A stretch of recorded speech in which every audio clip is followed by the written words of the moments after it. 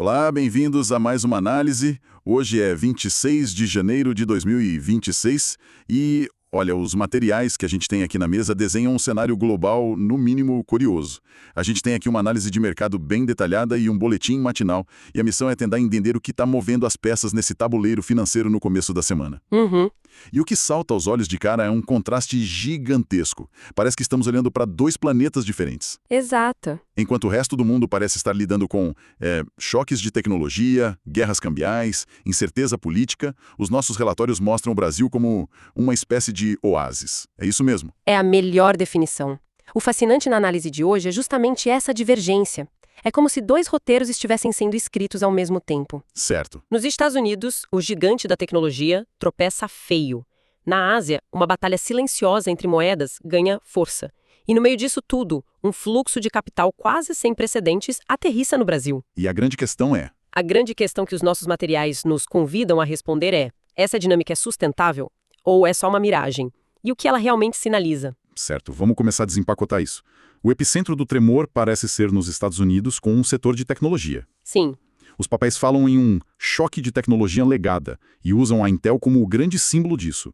O que me chama a atenção é que o lucro da empresa no último trimestre foi até bom, mas a ação parece que vai desabar. Pois é. O que o mercado está vendo que os números do balanço não mostram. Essa é a pergunta de $1 milhão. O problema não está no retrovisor, mas no para-brisa. O lucro passado foi bom, sim. Sistão foi o que a empresa projetou para o futuro, o famoso guidance.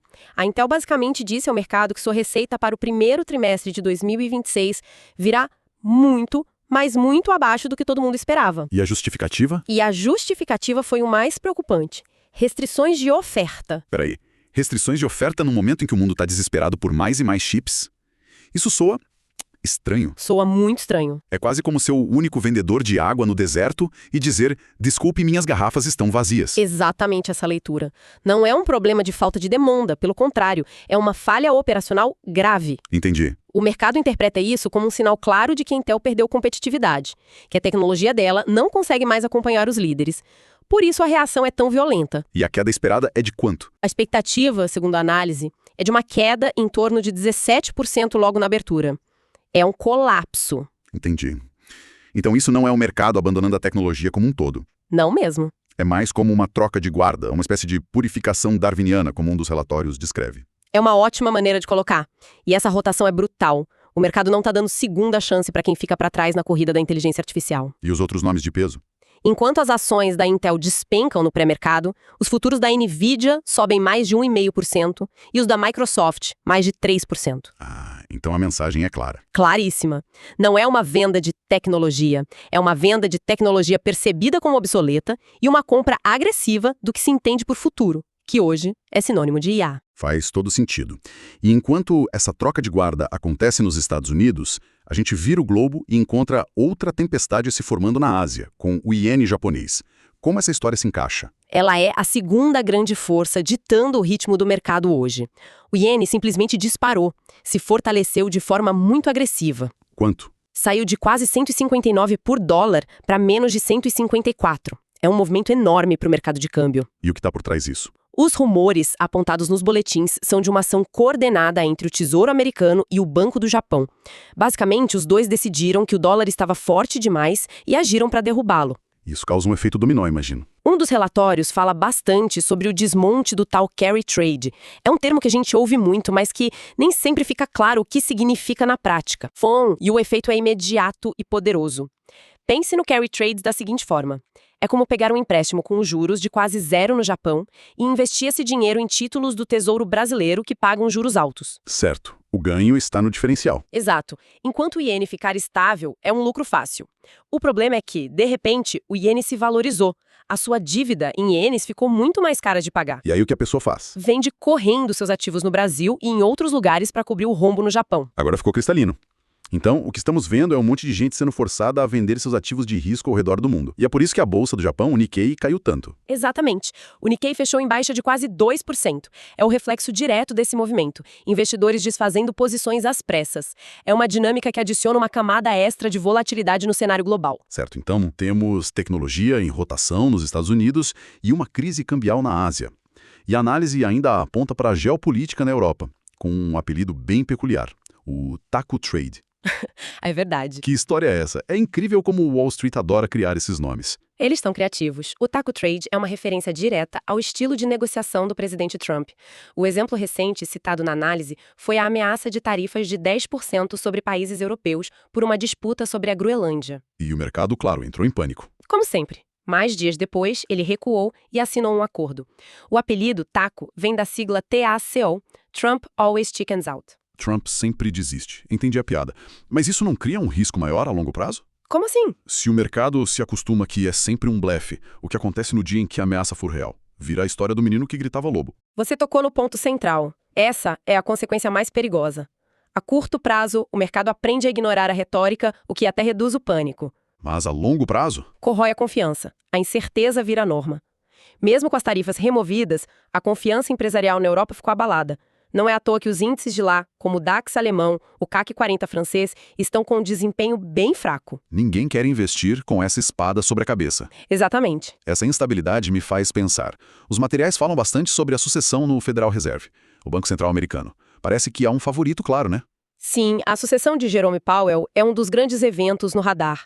E nas plataformas de apostas como Polymarket e Kalshi, o nome de Rick Rieder, da BlackRock, disparou. O favorito de Wall Street. Isto como o preferido de Wall Street e, segundo relatos, teria impressionado muito o próprio Trump, o mercado parece gostar da ideia, na esperança de que ele consiga manter uma postura independente e previsível. Ok, o cenário global está bem desenhado, tecnologia americana em rotação, Ásia nervosa com o iene e Europa paralisada pela incerteza. Parece que faz todo sentido o capital global estar procurando desesperadamente um novo lugar para ir. E, ao que tudo indica, esse lugar é o Brasil. A conexão é essa. O capital é como água. Ele sempre procura o caminho de menor resistência e maior retorno. E, neste momento, todos os sinais apontam para o Brasil. E o Ibovespa reflete isso. Com certeza. O índice não para de renovar máximas históricas, já negociando acima dos 178 mil pontos. E a força por trás disso tem nome e sobrenome. Fluxo de capital estrangeiro. Os números que a análise traz são impressionantes.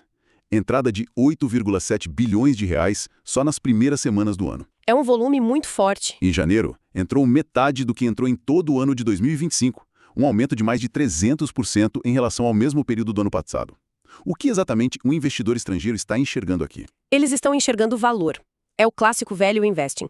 Enquanto o mercado americano, especialmente o de IA, negocia com múltiplos de preço-lucro estratosféricos, O Brasil está barato. o Brasil ainda é visto como uma pechincha. Nossas empresas têm múltiplos muito mais baixos, o estrangeiro olha para isso, compara com o juro que ainda é atrativo e a conta fecha. E essa enxurrada de dólares, claro, tem um impacto direto no câmbio.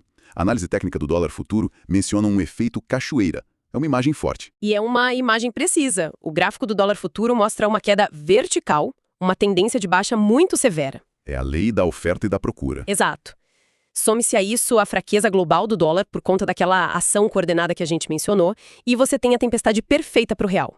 O dólar está agora testando aquele suporte importantíssimo de 5,30. E para completar, o relatório ainda menciona um fator doméstico positivo, a arrecadação de impostos recorde em 2025.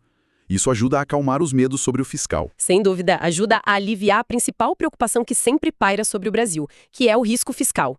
Com mais dinheiro entrando no caixa, a percepção de risco diminui. O que torna o país mais atraente. Exato. Cada peça se encaixa para criar esse cenário positivo. A análise técnica do nosso índice futuro reflete isso. A recomendação que se lê nas entrelinhas é clara: comprar em qualquer correção. E essa ideia de divergência continua até no mercado de commodities. Metais preciosos voando e o petróleo caindo. Como pode o ouro estar acima de $5.000 a onça e o petróleo tão fraco?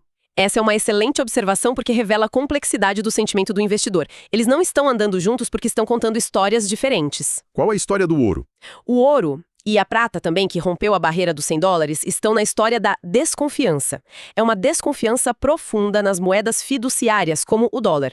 O investidor está comprando ouro como um seguro. O ativo livre de risco definitivo. Exatamente. Quando se perde a fé no sistema... E o petróleo? Que história ele está contando? A história do petróleo é puramente sobre fundamentos de oferta e demanda. Do lado da oferta, temos um excesso de produção de países de fora da OPEP. E do lado da demanda? O maior consumidor do mundo continua com um crescimento moderado, muita oferta e uma demanda que não reage com força.